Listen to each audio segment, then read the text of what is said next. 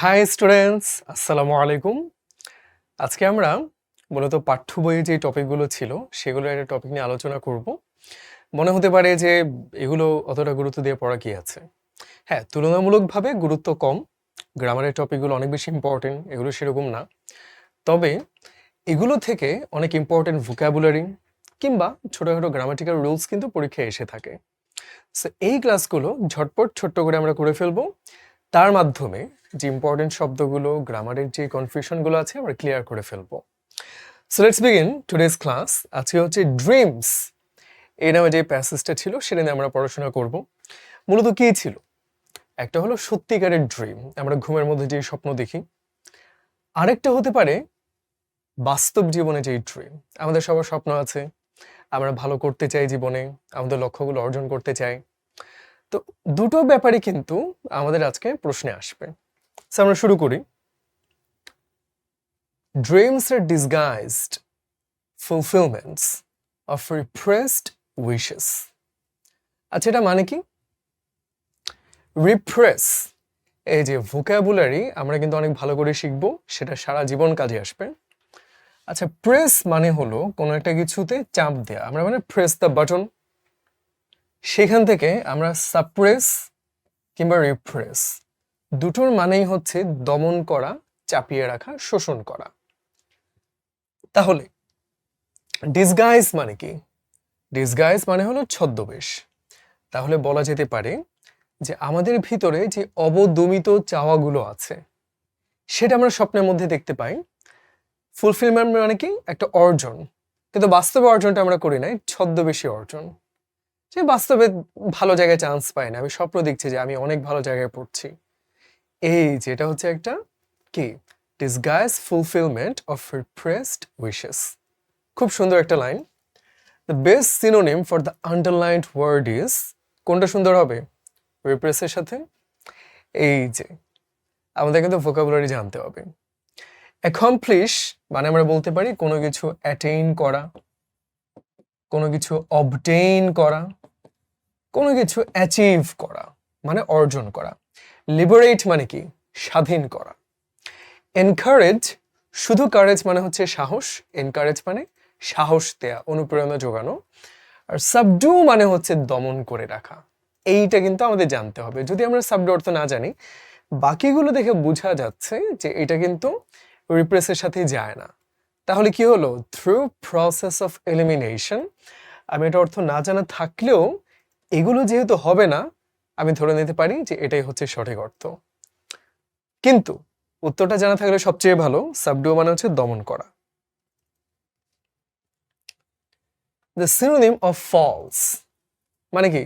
মিথ্যা, ভুল, তাই না? ট্রু অর ফলস আমরা সারা জীবন করে এসেছি। তো মনে হতে পারে এত সহজ প্রশ্ন। হ্যাঁ, পরীক্ষায় মাঝে মধ্যে ঢাকা ভার্সিটিতে এই প্রশ্নটা এসেছে। খুবই সহজ কিছু প্রশ্ন থাকে, এতই সহজে দেখে আমরা ঘাবড়ে যাই যে ভাই এত ইজি উত্তর হবে, মনে হয় কোনো একটা মারপ্যাচ আছে। তো তাহলে কি করা হবে? পরীক্ষায় ওভার থিঙ্ক করা যাবে না। এটা আসলেই খুবই সিম্পল। এটার উত্তর হবে কি? রং, তাই না? ওভার থিঙ্ক করে যে একটু ব্যাড হবে কিনা এরকম ভাবার দরকার নাই। বরং যেটা দেখতে পাচ্ছ, হ্যাঁ এটাই হচ্ছে উত্তর, দিয়ে দিবা। বেশি ভাবতে গেলে কিন্তু প্যাঁচায় ফেলবা, তখন হয়তো ব্যাড দিয়ে বসবা। ফলসের সাথে ব্যাডের কোনো সম্পর্ক নাই, কিন্তু ফলসের সাথে রং, তাই না, ভুল, এই ব্যাপারটার সম্পর্ক আছে। I think he's familiar dash this subject. Familiar মানে কি? ফ্যামিলি মানে কি? পরিবার, পরিবারের মানুষ মানে আমাদের আপন, আমাদের পরিচিত। সেখানে ফ্যামিলিয়ার মানে হলো সুপরিচিত, যে জিনিসটা তুমি জানো, যেটা তুমি চেনো। তবে এই যে বললাম যে অ্যাডমিশন টেস্টে কি হয়, তোমার জন্য অনেক কঠিন, খুবই অচেনা কোনো শব্দ দিয়ে দিবে তা হবে না, তোমার চেনা চেনা ফ্যামিলিয়ার টপিক থেকেই দিবে, তার মধ্যে একটু মারপ্যাচ রাখবে। That's the beauty of MCQ. যে তুমি জানো ফ্যামিলির সাথে ফর কোনোদিন হয় না, ফ্যামিলির সাথে অফ কোনোদিনই হয় না, বাট ফ্যামিলিয়ার টু নাকি ফ্যামিলিয়ার উইথ, এই যে একটা কনফিউশন অ্যারাইজ হলো। আসলেই তো, এবং ফ্যামিলিয়ারের সাথে দুটাই কিন্তু বসে, but there is a difference. আমি খুব সহজ করে পার্থক্যটা কিভাবে মনে রাখা যায় সেটা বলি। যখন সাবজেক্টটা আগে বসছে, অর্থাৎ সে এই সাবজেক্টের সাথে পরিচিত, তাই না?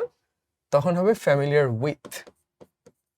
আবার অবজেক্টটা যদি আগে বসতো, this subject is familiar dash him, তখন কি হতো? Familiar to him. আমরা একটা এক্সাম্পল দিই, আই অ্যাম ফ্যামিলিয়ার ড্যাশ, কি বলা যেতে পারে? বলতে পারি ইংলিশ, অথবা এটাকে ঘুরিয়ে লিখতে পারি, English is familiar dash me. আমরা কি করবো তাহলে?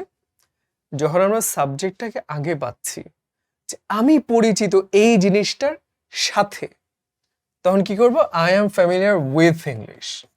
আর যদি আমরা বাক্যটাকে ঘুরিয়ে লিখি যে অবজেক্টটা আগে চলে আসলো, ইংলিশ ইজ ফ্যামিলিয়ার, ইংরেজি আমার দিকে পরিচিত, আমার কাছে পরিচিত, তখন কি হবে? আমার কাছে পরিচিত তার মানে ফ্যামিলিয়ার টু মি। সেখানে কি হবে? সাবজেক্টটা আগে আছে, that means with. That is a correct answer. বুঝতে পারলাম? এটাই যে মনে হতে পারে ড্রিমস বইয়ের একটা প্যাসেজ, এখান থেকে আবার কি পড়াশোনা, এই যে খুব সহজ জিনিস, কিন্তু পরীক্ষার হলে এই পার্থক্যটা জানা না থাকলে ভুল দাগিয়ে দিয়ে চলে আসবো। এগুলো কিন্তু আমরা মন দিয়ে শিখবো। এটা কিন্তু ঢাকা ভার্সিটিতে এসেছে। The passage mentions a theory of dream that suggests that when you sleep, we receive stimuli from, stimuli মানে কি? স্টিমুলাই মানে আমরা বলতে পারি উত্তেজনা তৈরি করে এই ধরনের একটা অনুভূতি। যেমন ধরো যে যখন আমরা কড়াইয়ের মধ্যে তেল দিই, তারপর আগুন জ্বালাই, দেয়ার ইজ এ স্টিমুলেশন। এমনি কড়াইয়ে কিন্তু আগুন মানে গরম হবে না, বাট যখন আমরা তেল দিচ্ছি, আগুনের উপরে রাখছি, তখন এটা উত্তপ্ত হয়ে উঠছে, তাই না? There is lot of stimulation going on. তো স্বপ্নের মধ্যে কোন ব্যাপারটা ঘটে আমরা কি জানি? ঠিক এই ব্যাপারটাই ঘটে যে আমরা আমাদের ব্রেইন থেকে অনেক স্টিমুলাই পাই, সেই জন্য কিন্তু স্বপ্নে আমাদের অনুভূতি তৈরি হয়ে যায়। কখনো আমাদের খুব ভালো লাগে, খুব সুন্দর একটা স্বপ্ন, কখনো থাকে যে খুব ভয়ের একটা স্বপ্ন। তো এই যে বিভিন্ন অনুভূতি হচ্ছে কোত্থেকে পাচ্ছি? খেয়াল করে দেখবে যে বাস্তব জীবনে তুমি যেভাবে কাটাও, স্বপ্নে কিন্তু অনেকটা তেমনই হয়। Like you're not gonna have a dream যে তুমি আলাস্কাতে বরফের ভিতরে হেঁটে বেড়াচ্ছ, because you're not familiar with সে উইথ দ্য লাইফস্টাইল। তুমি বাংলাদেশের মানুষ, তুমি বাংলাদেশের স্বপ্ন দেখবা, তাই না? সো তাহলে কি হলো যে আমাদের মেমোরি, আমাদের ডিজায়ার অনেক কিছু থাকে, চাওয়া অনেক কিছু থাকে। তো স্বপ্নটা না ঘুরে ফিরে দেখবা যে তুমি যেটা বাস্তব জীবনে দেখছো, যেটার সাথে তোমার পরিচিতি, সেগুলোর ভিত্তিতেই হয়। So that's the point here. তাহলে কি হবে? Our memory sources inside our body. এটা তো খুব একটা ভালো কোনো প্রশ্ন হলো না। ইগনোর মানে কি উপেক্ষা করা, সেটাও হয় না। তাহলে কি হবে? হতে পারতো আওয়ার ডিজায়ার, হতে পারতো আওয়ার মেমোরি। এই যে কনফিউশন। আবারও বলছি, আমাদের চাওয়া অনেক কিছু থাকে, মাঝে মধ্যে আমরা চাওয়াটাকে স্বপ্নে দেখি, যে আমি এখানে পড়তে চাই, স্বপ্ন দেখলে আমি সেখানে পড়ছি, এটা হয়। কিন্তু বেশিরভাগ ক্ষেত্রে স্বপ্নটা আসে আমাদের স্মৃতি থেকে। সারাদিন আমরা যা যা করেছি, যা যা দেখছি, যেগুলো মধ্যে আছি, সেগুলোই স্বপ্নে আমাদের কাছে ধরা দেয়। In place of the word unravel, we can use, what does the word unravel mean? সেটা কিন্তু আমাদের শিখতে হবে। আচ্ছা, রিভিল মানে কি? রিভিল মানে হলো কোনো একটা কিছু প্রকাশ করা। মাঝে মধ্যে থাকে না যে সারপ্রাইজ রিভিল করা হবে এখন, কিন্তু র্যাভেলটা কিন্তু রিভিলের মতো না। র্যাভেল মানে হলো আরো পেঁচিয়ে ফেলা, আরো গোপন করা, আরো গোলমেল জটিল করে তোলা। আর আনরাভেল মানে হলো সেই জট পাকানো ছিল, তুমি জটটা এখন খুলবে, তুমি জটিলতা মুক্ত করবে, তুমি প্রকাশ করবে, তুমি সামনে আনবে, জিনিসটা সহজ করে তুলবে। তাহলে রিভিল দিয়ে আনরাভেল মনে রাখবো আমরা। রিভিল মানে প্রকাশ করা, আনরাভেল মানে হচ্ছে সহজ করে তোলা, জট পাকানো থেকে মুক্ত করা। তাহলে এর সাথে কোনটা যায়? ওয়ান সেকেন্ড, ইগনোর কোনোভাবেই যায় না। টুইস্ট মানে কি? কোনোটা কিছু মোচড়ানো, তাই না? সিনেমাতে টুইস্ট থাকে, যে কাহিনী আমরা চলছিল, হঠাৎ একটা মোচড় চলে আসলো, যে কিরে এরকম কেন হলো কাহিনী, তাহলে টুইস্টও যাবে না। এনট্যাঙ্গলিং নাকি আনট্যাঙ্গলিং, এই যে এখন কিন্তু আমরা এটা কনফিউজড হয়ে গেলাম। আচ্ছা, এন আর un, what is the difference? First of all, tangle মানে কি? এটা খুব ফেমাস অ্যানিমেশন ফিল্ম ছিল ট্যাঙ্গলড। অ্যান্ড সেখানে এরকম কোকড়া চুলের একটা মেয়ে ছিল। অর্থাৎ ওই যে ট্যাঙ্গল মানেই হলো কোকড়ানো, প্যাঁচানো, একটু মানে জট পাকানো। সো সেখান থেকে এই নামটা সে ট্যাঙ্গলড। তো এখন খেয়াল করে দেখি এনটা কখন ব্যবহৃত হয়। এন এইবল মানে আমরা জানি সক্ষম, এনেবল মানে সক্ষম করে তোলা। লাইট মানে কি? আলো। এনলাইট মানে আলোকিত করে তোলা। তাহলে এনটা হলো কোনো কিছু করে দেওয়ার ক্ষেত্রে বলায়। এনট্যাঙ্গল মানে আরো ট্যাঙ্গল করে তোলা, মানে আরো জট পাকানো, আরো জটিল করে তোলা। তাহলে কি এটাও হবে না। আন মানে কি? আর মানে হচ্ছে বিপরীত। যেমন আমরা কি বলতে পারি, ডু মানে হচ্ছে একটা কিছু করা, আনডু মানে সেটা বাদ দেয়া, আগের জায়গায় ফিরে যাওয়া। সো আন মানে বিপরীত। তাহলে আনট্যাঙ্গল মানে আনরাভেল, তাই না? সো তাহলে কি হলো, এখানে কি অপশন ভুল দেয়া? হ্যাঁ, এখানে অপশন ভুল দেয়া। এখানে কি হবে? আনট্যাঙ্গল হবে, তাই না? ইয়াস। তারপরে আমরা যদি সামনে যাই, dreaming is essential to mental, emotional and physical. Essential মানে কি? অপরিহার্য, যেই জিনিসটা না হলেই নয়, এমন জিনিসকে আমরা বলতে পারি এসেনশিয়াল। তাহলে কি মেন্টাল, ইমোশনাল, ফিজিক্যাল হেলথ হতে পারে। আপলিফট মানে কি? মানে উপরে উঠানো। সেইটা খুব একটা আমার মনে হচ্ছে না প্রযোজ্য। এটাও হতে পারতো, বাট অন্য অপশনগুলো আরো বেটার। অ্যান্ড ফিজিক্যাল মেন্টালিটি, এটা তো হয় না। আমি তো এখানে মেন্টাল বললামই, আবার কেন মেন্টালিটি বলবো? তাহলে হতে পারে ওয়েল বিং অথবা হেলথ। এখন খেয়াল রাখতে হবে যে এইসব ক্ষেত্রে হেলথ মানে স্বাস্থ্য। স্বাস্থ্য ভালো হতে পারে, খারাপও হতে পারে। ওয়েল বিং মানে হলো সুস্বাস্থ্য, ভালো থাকা। তাহলে ভালো ভালো স্বপ্ন যখন আমরা দেখি, সেটা কিন্তু আমাদের জন্য ভালো। হ্যাঁ, ফিজিক্যাল ওয়েল বিং আমরা বলতে পারি দ্যাটস দ্য মোস্ট, কি বলতে পারি, অ্যাপ্রোপ্রিয়েট অ্যান্সার। অর্থাৎ এটা আমরা প্রায়ই বলি যে পরীক্ষার হলে দেখা যায় দুইটা তিনটা সবগুলো অপশনে কিন্তু সুন্দর মানাচ্ছে, কোনোটাই ভুল হচ্ছে না। তার মধ্যে বেস্ট পসিবল অ্যান্সার কোনটা? সেখানে কিন্তু ওয়েল বিং এটা সবচেয়ে সুন্দর অ্যান্সার। সেই জন্য আমরা এটা দিলাম। এটা না থাকলে আমরা হেলথ দিতে পারতাম। কেমন? By the cognitive elements of our brain, the passage suggests. আচ্ছা, কগনিটিভ মানে কি আমরা কি জানি? আচ্ছা, কগনিটিভ মানে হলো আমাদের ব্রেইন যে চিন্তা করতে পারে না। যেমন ধরো আমাদের ব্রেইন কিন্তু থিঙ্ক, চিন্তা করতে পারে, লার্ন, একটা কিছু শিখতে পারে। এখন ধরো তুমি একটা কবুতর পাখিকে যদি শেখাতে চাও যে চাইনিজ ভাষায় কথা বলা, সে কিন্তু পারবে না। বাট তুমি যদি চেষ্টা করো, তুমি কিন্তু পারবা। অ্যানালাইজ, পর্যবেক্ষণ করা। ধরো তুমি কিন্তু দেখলা যে আচ্ছা এই যে মেঘ আকাশে, মনে হচ্ছে বৃষ্টি হবে, একটা ছাতা নেওয়া দরকার। তুমি কিন্তু পর্যবেক্ষণ করছো। হ্যাঁ, তারপর ধরো ইম্যাজিন, কল্পনা করা। যেমন এই যে আমরা স্বপ্ন দেখি যে খুব ভালো জায়গায় চান্স পাবো, ভালো জায়গায় পড়াশোনা করব। এই যে আমাদের ব্রেইনের বিভিন্ন অ্যাক্টিভিটিস, সেটাকে আমরা বলতে পারি কগনিটিভ অ্যাবিলিটিস। সো কগনিশন মানে আমরা জ্ঞান বলতে পারি, এবং ব্রেইনের বিভিন্ন ফাংশন, জ্ঞানটাকে কাজে লাগানো, সেটা কগনিটিভ অ্যাবিলিটিস। সো এই যে ব্রেইনে বিভিন্ন এলিমেন্ট, এরকম এলিমেন্ট মানে কি উপাদান, এগুলো যে থাকে তার মধ্যে আমরা কি বুঝতে পারছি? The elements are connected to compassion and fellow feeling. আচ্ছা, অর্থাৎ হলো অনুভূতিগুলো, কম্প্যাশন মানে কি মানুষের জন্য ফিল করতে পারা, অনুরাগ থাকা, যে ভাই I have compassion for him, যে তার জন্য আমার একটা স্নেহ মমতা আছে। ফেলো মানে কি যে একসাথে তোমাকে ফলো করে, অর্থাৎ একসাথে পথ চলা যে মানুষটা, সে হচ্ছে ফেলো। মানে আমরা সহচর বলতে পারি, হ্যাঁ, সঙ্গী সাথী বলতে পারি। তাহলে কি হলো, সঙ্গী সাথী মানে আমাদের পাশের মানুষগুলোর জন্য যে ফিলিং, যে অনুরাগ, সেটা আমাদের ব্রেনের সাথে কানেক্টেড। ঠিক আছে, বাট খুব প্রপার কি হলো? খুব একটা কিন্তু হলো না। The sensuous elements stimulate desire. Sensuous মানে কি? দেখো, আমরা জানি যে আমাদের এখন ভালো করে পড়াশোনা করতে হবে, কিন্তু আমাদের সেন্স, পঞ্চ ইন্দ্রিয়, চোখ দিয়ে দেখতে পাই, কান দিয়ে শুনতে পাই, জিহ্বা দিয়ে খাবারের স্বাদ পাই, সেটা কি বলে যে না, চলো ঘুমাই, চলো সিনেমা দেখি, চলো বেড়াতে যাই। তার মানে কেউ যখন সেন্সের উপরে ডিপেন্ডেন্ট হয়ে যায়, যেটা ভাল লাগে সেটাই করে, সেটা হলো সেনসুয়াস অ্যাক্টিভিটিস। সেটা কি সবসময় আমাদের জন্য ভালো? না, অনেক ক্ষেত্রে সেটা খারাপ। তো এখানে বলছে সেনসুয়াস এলিমেন্ট স্টিমুলেট ডিজায়ার। ঠিকই আছে যে তোমার মন চাইবে, ডিজায়ার করবে অনেক কিছু, কারণ তোমার খুব খেতে ইচ্ছা করছে, ঘুরতে ইচ্ছা করছে।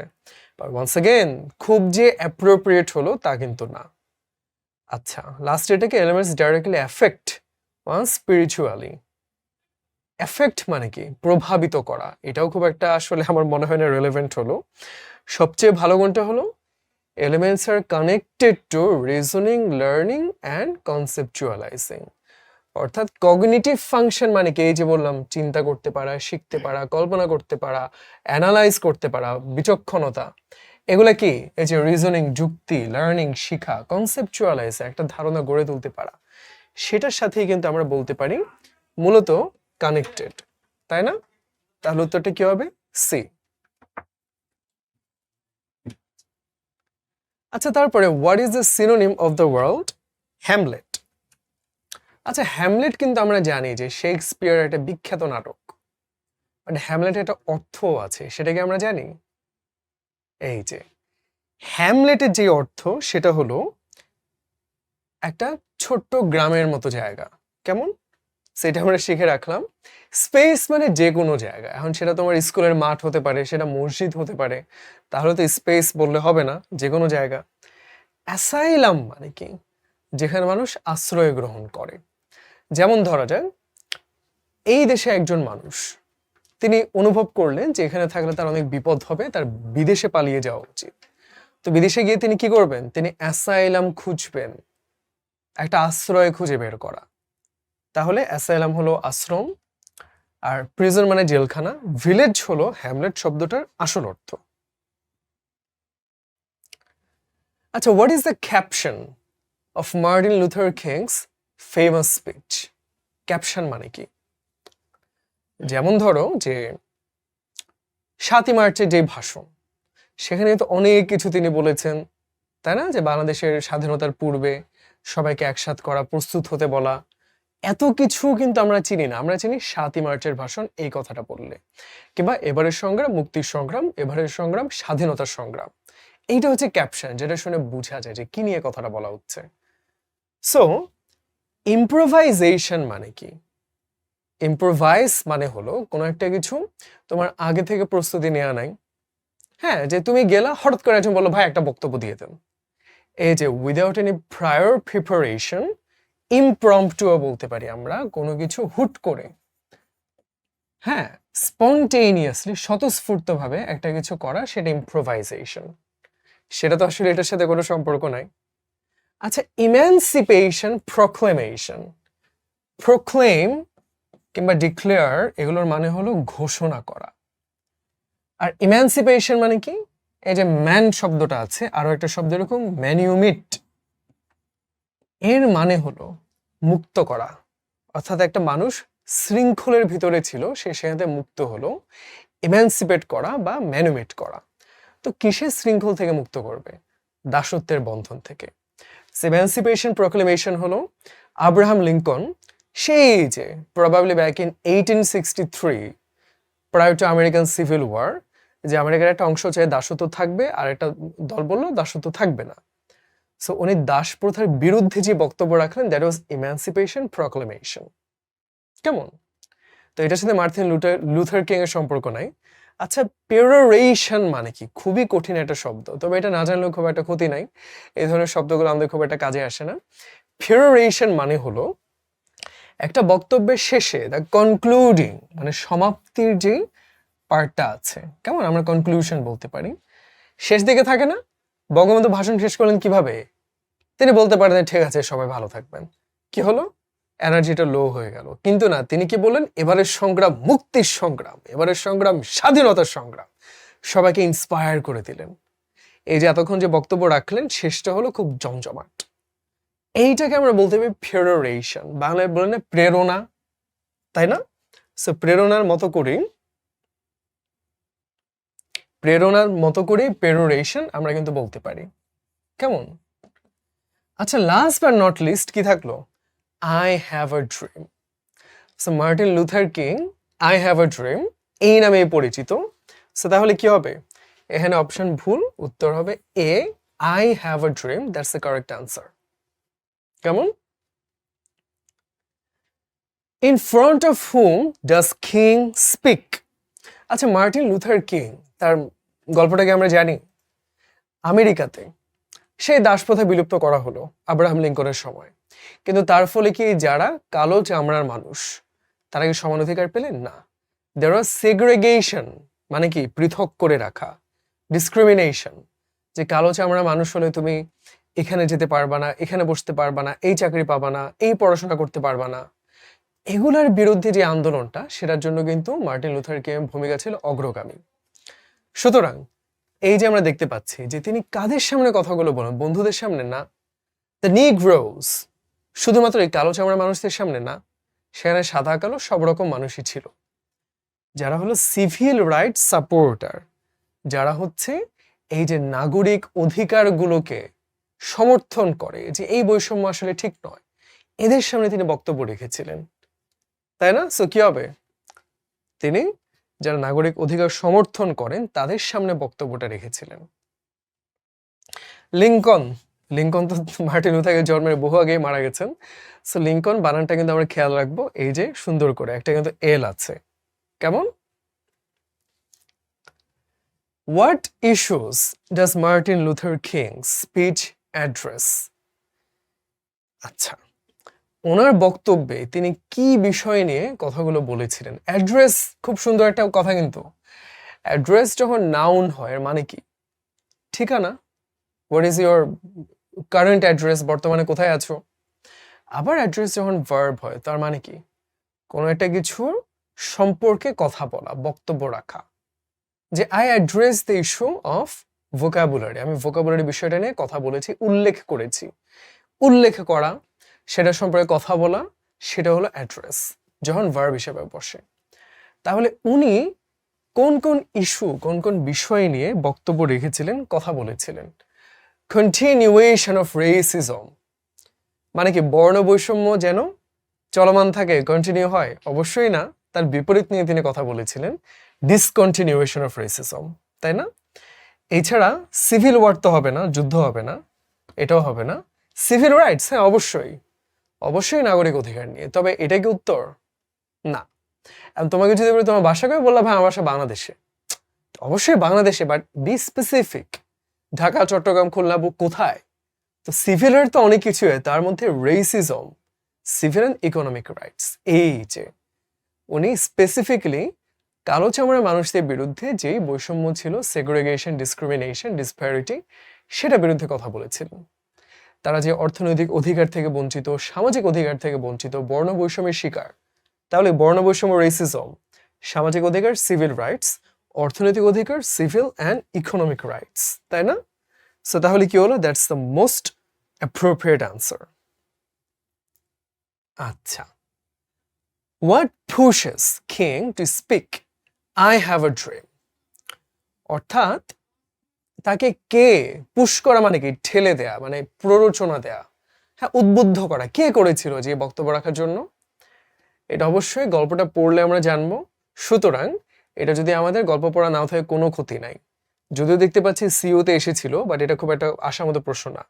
লিঙ্কন তো অবশ্যই হবে না, লিঙ্কন অনেক আগে মারা গেছেন। Overwhelmed by the crowd, overwhelm মানে কি?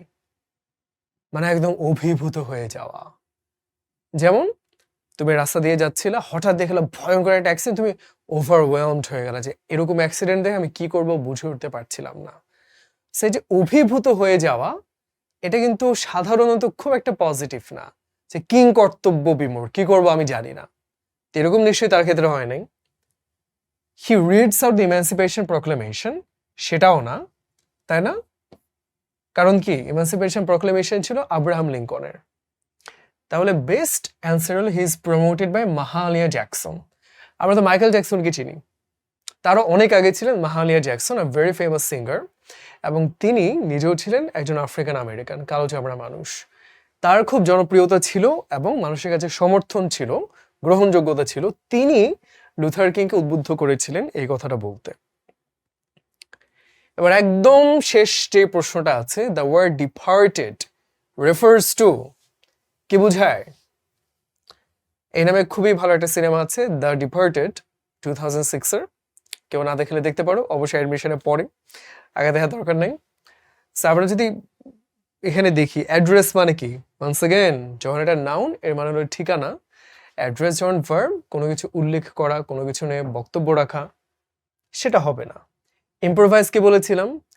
spontaneously without any prior preparation when you do something, that is improvisation. স্বতঃস্ফূর্তভাবে, on the spot, on the fly, ওই মুহূর্তে একটা কিছু করে ফেলা, ইমপ্রম্পটু, তাই না? এটা আমরা বলেছিলাম যে এটা সিনোনিম হতে পারে ইমপ্রম্পটু। প্রোক্লেম মানে কি? ডিক্লেয়ার, ঘোষণা করার মতো করে প্রোক্লেম। তাহলে বাকি থাকবে লেফট। লেফট যখন আমরা নাউন বা অ্যাডজেক্টিভ বলতে পারি, কি হয় সেটা? লেফট মানে বাম দিক, লেফট রাইট, লেফট রাইট।